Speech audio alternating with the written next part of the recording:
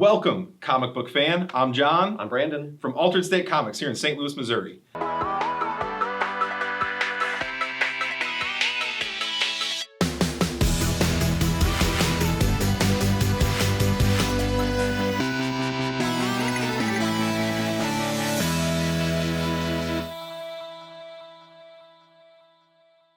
We've had a lot of new people coming in asking some questions about getting started. We know the comic book world and the collecting world can be a little bit overwhelming. So we thought now would be a great time to take some of those questions that people have been asking and answer them for you.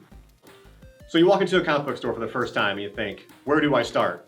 John, where do I start? Oh, that's a great question. As a new reader, there's a bunch of different places and a bunch of different approaches you can take to beginning reading. And we want to go over a few of those right now. Looking at the wall of new releases, finding a character you're interested in, and looking for a book that's a #1 issue. Coming across a #1 isn't as rare as you would think, depending on the title. So say this week, Spider-Punk issue 1 came out, so it's a new storyline featuring a variant of Spider-Man.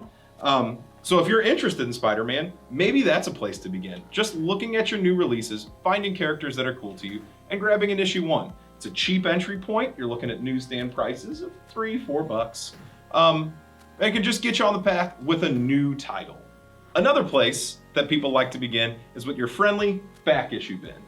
So when we talk about back issues in the comic book world, we're talking about issues from any time in the history of publication. You can grab a variety of books from different eras at a discounted rate.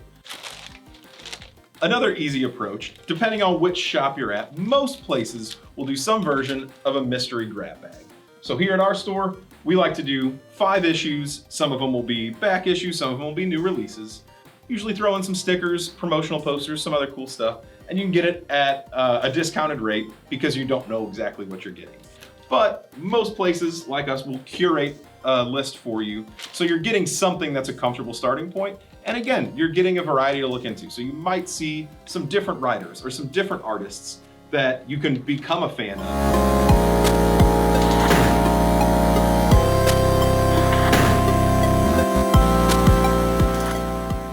The last 2 places we want to look at are kind of 2 sides to the same coin, and that is the trade paperback and the omnibus.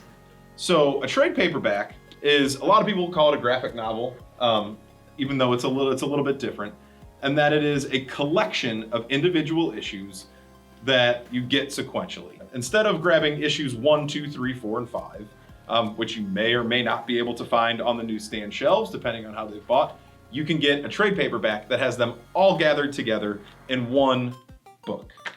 And then the last place would be the omnibus. So the omnibus is like a trade paperback of trade paperbacks. So you can see this is volume 1. This collects the first 54 issues of Saga.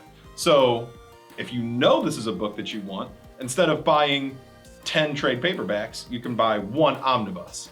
But again, that's really going to be more for your collector that knows exactly what they're getting or what they want to get into. So from a starting point, you're probably more likely to grab the $10 trade paper, see if you like the story, and then you can grab more trade papers from there. Thank you for tuning in to our first episode of Because Comics. Make sure to like and subscribe if you're interested in hearing more about Comics 101. If you have any questions, please ask them in the comments below. He's John. He's Brandon. We've been Altered State.